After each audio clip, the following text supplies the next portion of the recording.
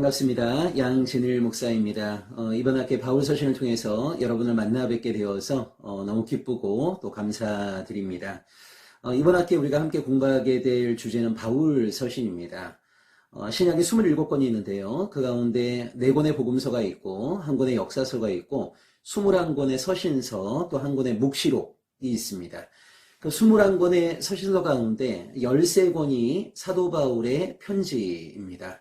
신약 본문을 쓴 여러 사람들이 있지만 그 가운데 바울이 쓴 본문이 13개이고 사도 요한이 쓴 본문이 5개이거든요. 그래서 신약 성경의 거의 절반에 가까운 13권의 서신을 쓴 바울의 편지를 이번 학기에 우리가 함께 살펴보고자 합니다. 바울의 편지는 복음서보다 먼저 쓰여진 거예요. 주후 50년과 60년 사이에 대부분의 편지가 기록되어졌고요. 바울의 편지는 앞부분과 뒷부분으로 구성되어 있는데 앞에서는 우리가 어떻게 예수 그리스도의 죽으심과 그분의 은혜로 하나님의 백성이 될 수 있었는가 라고 하는 것을 말하고 있고 뒷부분에서는 하나님의 백성이 된 우리가 어떤 삶을 살아야 할 것인가에 대해서 말해주고 있습니다. 앞에가 교리적인 내용이라면 뒷부분은 윤리 또 실천적인 내용이라고 할 수가 있어요. 자, 바울의 편지는 교회에게 보낸 편지와 개인에게 보낸 편지로 구분할 수 있습니다.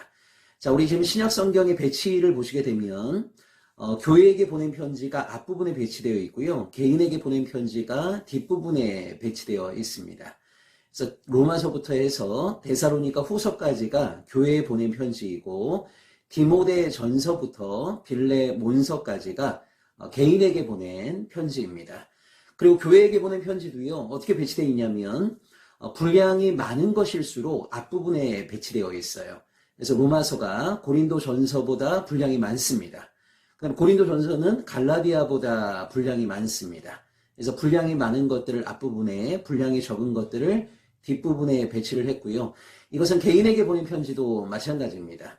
디모데 전서부터 빌레몬서까지가 개인에게 보낸 편지인데 여기서도 분량이 많은 것이 앞부분에 나오고 분량이 적은 것이 뒷부분에 나옵니다.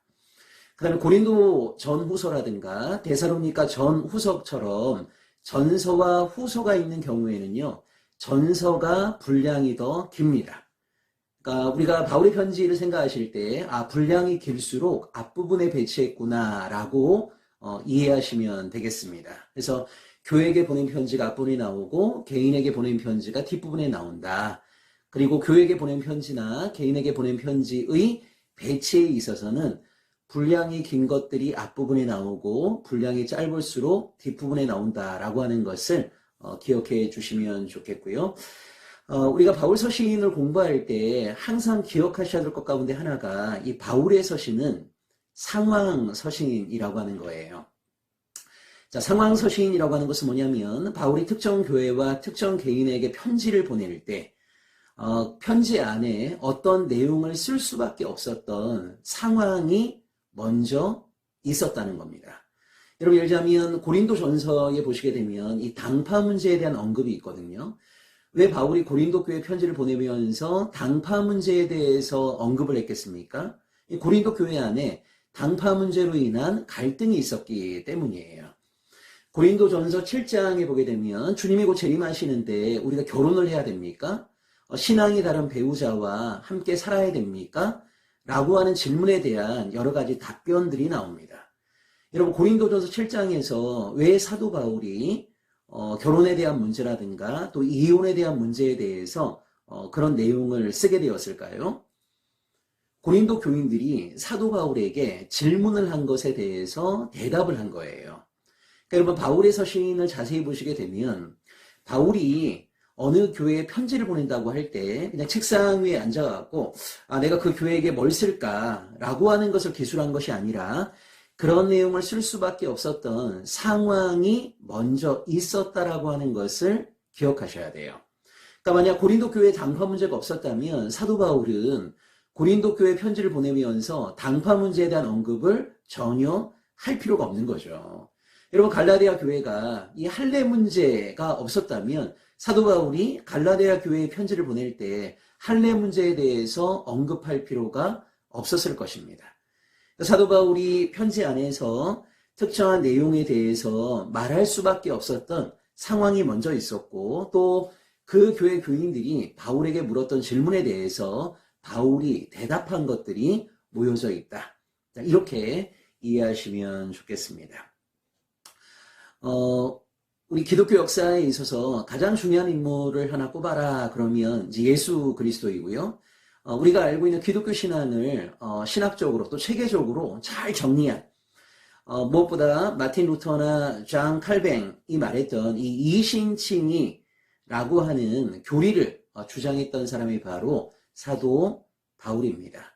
그래서 대다수의 신앙인들이 정말 바울의 어떤 서신, 또 바울의 사상에 대해서 늘 큰 빚을 지고 있다라고 볼 수 있는데, 여러분 이번 학기에 바울 서신을 또 찬찬히 잘 읽어가시고, 또 동영상 강의를 여러분 잘 보시게 되면 아마 바울의 서신에 대한 중요한 내용들은 대부분 다 숙지할 수 있을 거라고 생각이 듭니다.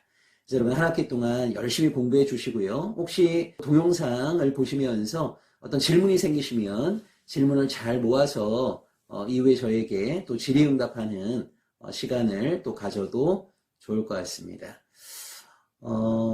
미국이나 또 한국이나 전반적으로 기독교 신앙에 대한 근본적인 회의들, 그 다음에 입과 머리로는 고백하지만 삶으로 살아내지 못하고 있는 많은 신앙인들 때문에 오늘날 기독교 신앙이라고 하는 것이 사람들의 조롱거리가 되고 웃음거리가 되고 있는데, 바울 서신의 공부를 통해서 우리가 무엇을 믿어야 될 것인지, 또 우리가 믿고 있는 것이 정말 성경에 근거한 것인지, 또 우리가 믿고 있는 그 믿음이 우리의 구체적인 삶을 통해서 어떻게 발현되어야 할 것인지, 머리와 삶이 일치하는 신앙을 어떻게 창조하고 또 살아낼 수 있는지, 이런 모든 것들에 대해서 여러분이 공부하시면서 단순히 지적인 습득을 좀 뛰어넘어서 우리가 성찰해야 될 것들은 성찰하고, 또 결단해야 될 것들은 새롭게 결단하면서 이번 학기 바울 서신에 대한 공부가 여러분 모두에게 정말 큰 신앙적인